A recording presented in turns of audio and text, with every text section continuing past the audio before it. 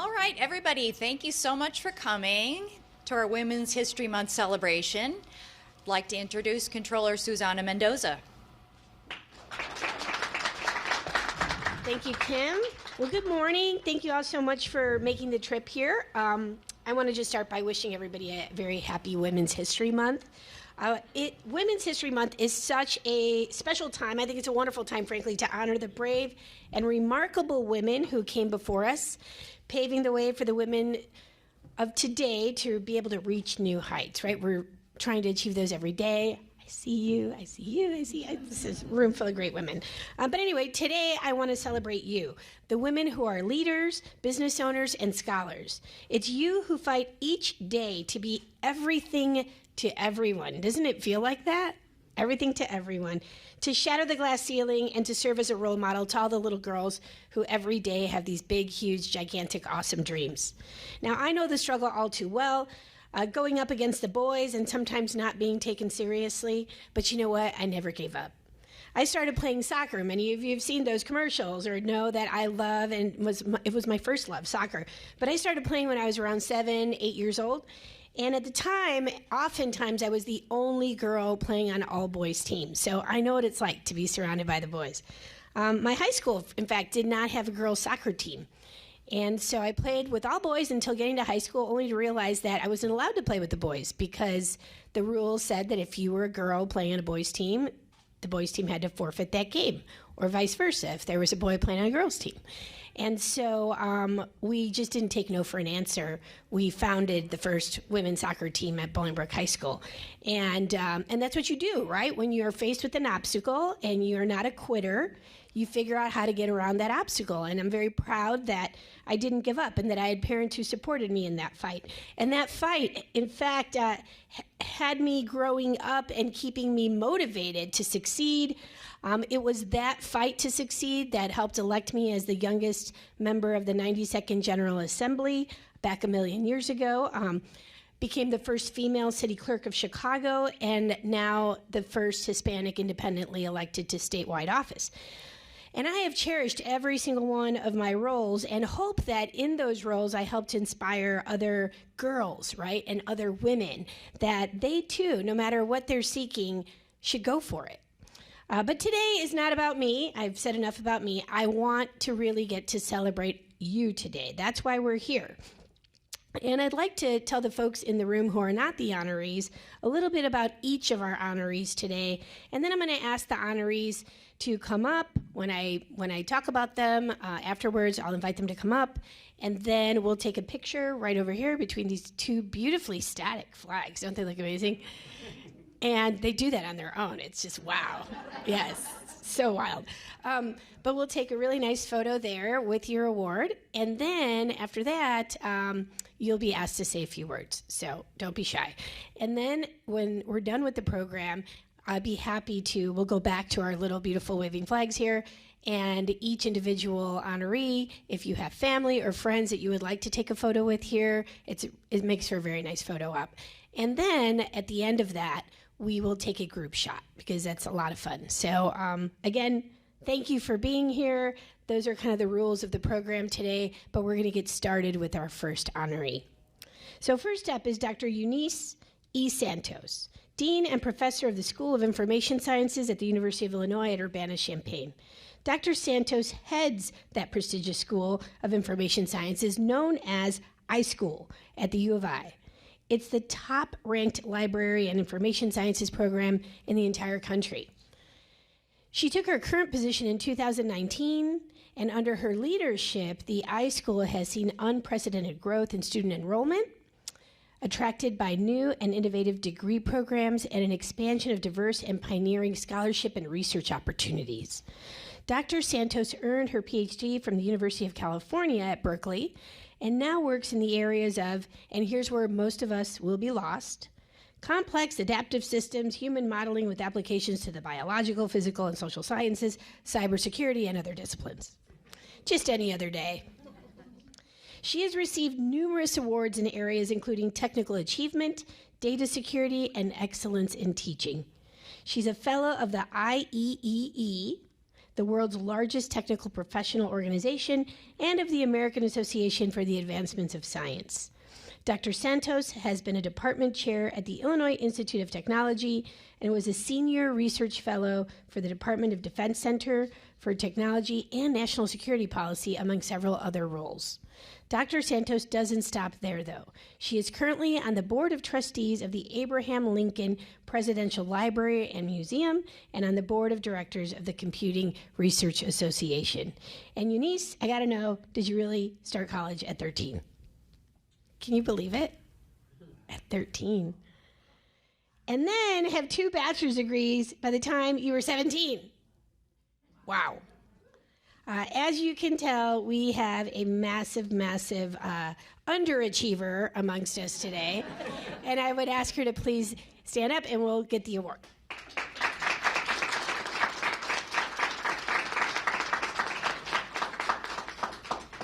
And as you can see, she looks like she's just about ready to start college, but she's, way beyond that. Way beyond that. So we're going to tilt it over a little bit so that you can see your name. There you go. Perfect. Thank you. Please. Yeah, enlighten us. I mean, you're good at this. Yes, 100%. I would just like to start by saying that this is such a great honor. As an educator, we spend our lives really working on, the goal is to create opportunities for students, and it's hard, and it's wonderful to be honored for doing that. Higher ed is one of the greatest ways for individuals to have opportunities, and in the iSchool we really look at this as our fundamental role in philosophy is to create the thought leaders of the future that are either going to be able to tell us where the problems are going to be and help us find solutions for it.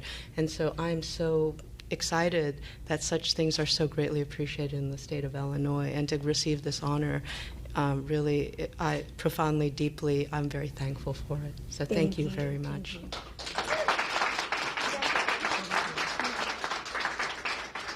Oh my goodness. I mean, if you're still in shock, remember what I said here. She started college at 13 and had 2 bachelor's degrees by the time she was 17. You win for coolest kid. Yeah. Okay, so now talk about a trailblazer. Next up is Evelyn Brandt Thomas, co-founder of Brandt Inc. Evelyn Brandt Thomas has left an enduring legacy spanning over a century in Illinois. Being raised on a farm near Pleasant Plains, she learned the value of hard work and integrity at a young age. This laid the foundation for her future as a dynamic leader. She and her brother Glenn founded a business in 1953, which is now Brandt Inc., a global powerhouse in agricultural solutions based in Springfield. Evelyn is a consultant to the company's board of directors, and at 100 years old, still goes into the office every day. It's awesome. All right, all you youngsters out there, yeah, who I got a sniffle today or something. Actually, don't come in if you have a sniffle, but you break anything, it's fair game, because Evelyn's showing up every day. Okay. Evelyn's hard work extends to philanthropy, giving both her time and money to nurture future leaders. This includes scholarships, mentoring, and youth programs like 4-H and FFA. She's also made significant charitable investments in civic organizations, social services, and medical facilities, always willing to give back to the community. Evelyn's leadership has included serving on numerous boards and organizations where she has played a pivotal role in shaping their direction. She's received several recognitions, including being named one of the top 500 women business owners by Working Women, the Athena Award from the Springfield Chamber of Commerce, the State Journal Register's First Citizen Award, and most recently, Lincoln Laureate, the state's highest civilian honor. Her tireless efforts have not only fueled her professional success, but have also enriched the lives of countless individuals, cementing her status as a trailblazer for women in business, a mentor to youth, and a leader of philanthropy in Illinois. Let me stop for a minute because I also see some past recipients in the audience. Raise your hands. Jill Agizi, Jill's right there, with Wild Canine Rescue, and former director of the Abraham Lincoln Presidential Library and Museum, Catherine Harris. Both, Catherine, thank you. have been honored in prior years for Women's History Month for their many accomplishments, and you both continue to be an inspiration to other women, and I'm so glad to have you here with us.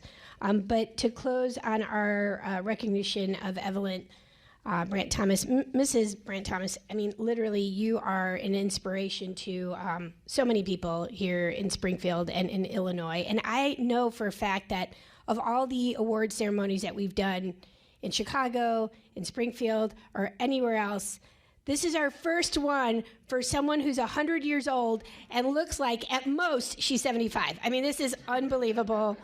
Unbelievable. She's got more spit and fire in her than most people have her age. And I just want to say thank you for serving as inspiration to so many people, but women in particular. I can't think of anyone to better honor who has really earned this recognition than you today. So thank you so much. Please come on up.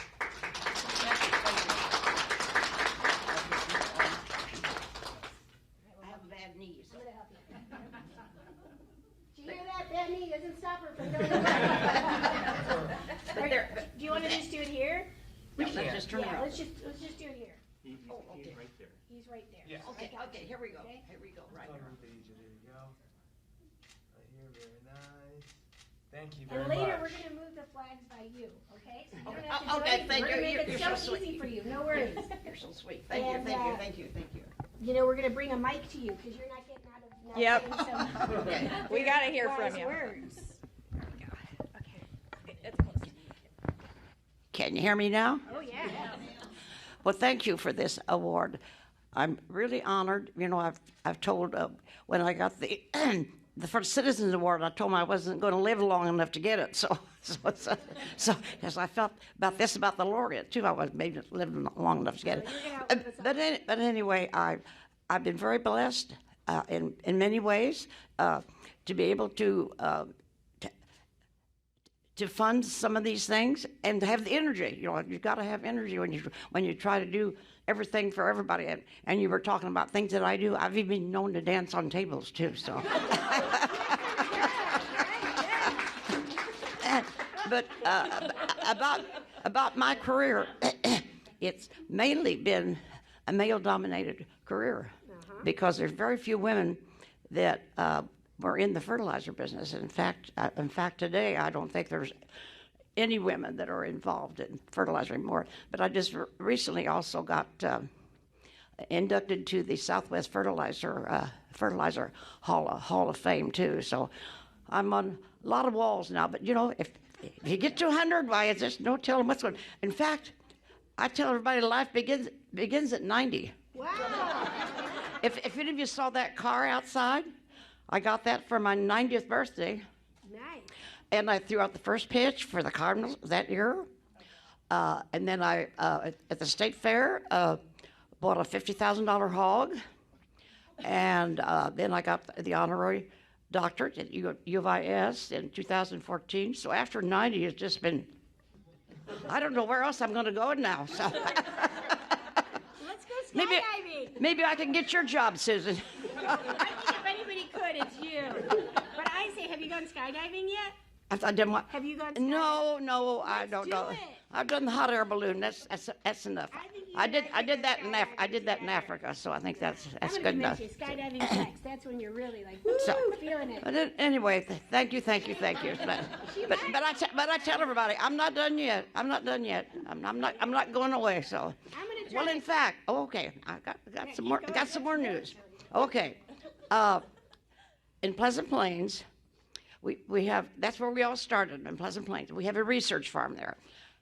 As I speak, there's a building being built. It's going to be named the Evelyn Brandt Thomas Ag Innovation Center. And it's going to be done in time for my 101st birthday. On my birthday's the 25th. That's on a Sunday, but I'm going to have the party on Saturday because I don't want people to get drunk on Sunday. So I'm going to have the party on Saturday. On Saturday. Making get drunk into Sunday. So you're all invited. It's going to be start at 4:00 on August the 24th. That's a Saturday. So y'all come. August 24th. Let's write it down. Ah, here we go. Well, thank you so much. That was awesome. I want a hug. When you grow up, you want to be like me? I even dressed like you today. They didn't get the memo, did they? No, but I got it. So. Well, that was awesome. Okay, next up, when you think of girl power, think of Francie Heinrichsen. Did I say that correctly? Okay, because I was like, I wasn't sure, but I'm glad I got it right. You sure I got it right? Because I don't want to butcher your last name. Okay, Heinrichsen. Founder of Founding Females. Francie Heinrichsen is the creator of Founding Females, which offers encouragement, guidance, and connections for women looking to start a business. Francie's a data and analytics marketing specialist by trade and was craving connection with other female entrepreneurs. That's when Founding Families was born, with the goal to educate and empower women to go up against the many invisible forces working against them, specifically as female entrepreneurs. As I'm sure many of you know, that may include access to capital, which is one of the things we hear about the most, finding a work-life balance, something that's very popular, thankfully, to talk about today, gender bias, networking and mentorship, and navigating male-dominated industries, something that I think every lady in this room knows about. Currently, Francie and her team are working to help women master business challenges through local chapters of Founding Females meetups and expanding Founding Females Mastermind, which is an online space where women from all over the country connect to grow their businesses. She's also getting ready to launch the 3rd annual Female Founders Conference called Founding Females, Central Illinois. In 2022, Francie was awarded the Women in Business Leadership Award from the Small Business Development Center at the Turner Center for Entrepreneurship. She's also an author, and her book, Dream, Build, Grow, a female step-by-step guide for how to start a business, covers everything from coming up with a business plan, to marketing, to profit margins. In her free time, Francie enjoys daily dance parties, as we know, with her 2 young children. What she didn't tell you is that she also does these dance parties tabletop with Mrs. Brand. Yes. No. Yes. No, but I'm kidding. She does do dancing parties with her in her kitchen. I couldn't resist. I'm sorry, Francie. It was just too easy. With her 2 young children. 5-year-old Mila and 1-year-old Gunnar, you can imagine how cute they are, husband Hans, and bulldog Winston. Her family loves the outdoors. Francie stresses that you can never start too early, as she's working to empower Mila to become a financially literate leader and world changer. I love that. Make sure you open a Roth IRA for her as soon as she has earned income. Yes. She wants Mila and other young girls to learn that they can not only have a seat at the table, but may own the table. That is owning it. Thank you. Please come on up, Francie.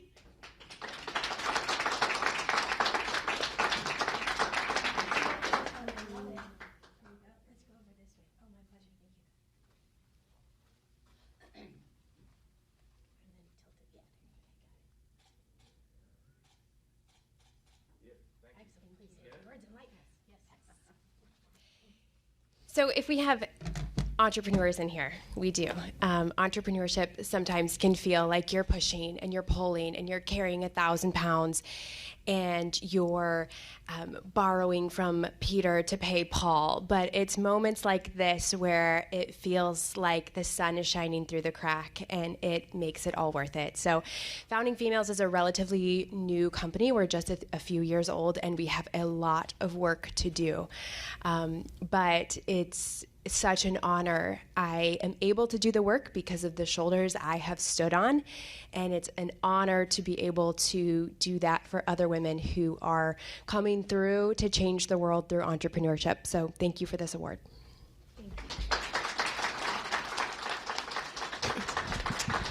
Yes, when I learned about Francie and we were researching the nominees that we ultimately ended up picking, I just thought your story was so cool because you just didn't stay in an area that you weren't happy in, right? And you decided, what do I need to do to kind of like spice things up and be motivated and be passionate about what I'm doing? And that is helping other women succeed as well. So while you're a newer company, we want to highlight you and empower you and give you that little extra push that the girls need to give each other, right? To keep going and keep inspiring other women, because you're making really important things happen. You know, even if it's one woman that you help, but you're helping so many more. And so thank you for being innovative, for figuring out how you can be your best self, right? And by being your best self, you're helping so many other women achieve that as well. So thank you and keep going.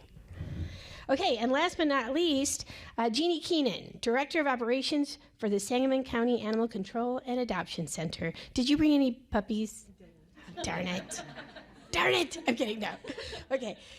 Jeannie Keenan heads operations for Sangamon County Animal Control, really turning the facility around in recent years to find the best possible outcomes for the dogs and cats in the county's care. She has 24 years of experience working with the county, starting in the circuit clerk's office and moving to the Department of Public Health, where she was later promoted to run animal control. Jeannie's lifelong compassion for animals, combined with her knowledge of pet care and top-notch organizational skills, have made her a great leader. Over the past few years, Jeannie has increased resources for animal care, adding more training opportunities for the current staff, restored the volunteer program, and developed in-house animal enrichment program for visiting pets.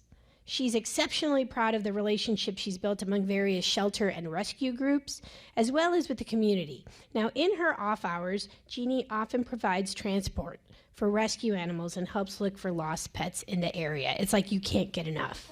It's awesome. She makes her family do it too. Yes. Although Jeannie pours a great deal of time, compassion, and energy into her work, she enjoys her family tremendously.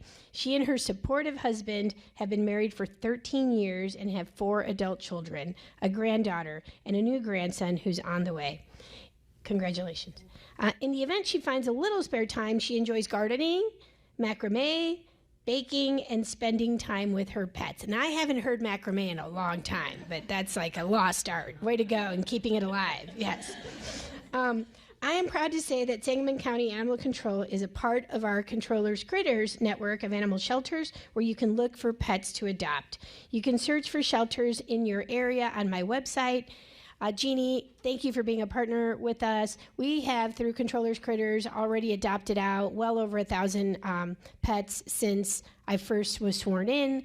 I'm really happy to have brought that program back. That was a program that the late and great Judy Bartopinka started because of her passion and love for animals. It got put on hiatus for a couple years after she passed, but when I got elected, we brought it back to life because in my mind, Judy Bartopinka will live on forever. Hi, Judy. And her passion for animals is certainly something that is contagious to so many of us. So thank you for your dedication to all of our little lovable critters. And if you would like to come up and say a few words, we'd love to have you.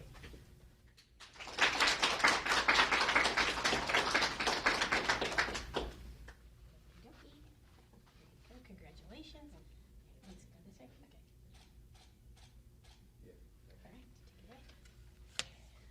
I want to thank everyone and all the nominees. Congratulations on everything you've accomplished. It's been a tough road for my end, but I brought the pound here. But it's really amazing, and I can't even follow the rest of the nominees, honestly. You guys are all amazing. And You are too. You can totally follow it. Yeah, do it. But I really I have a passion for animals, and I really want to just see all the animals in our building get home soon. Thank you.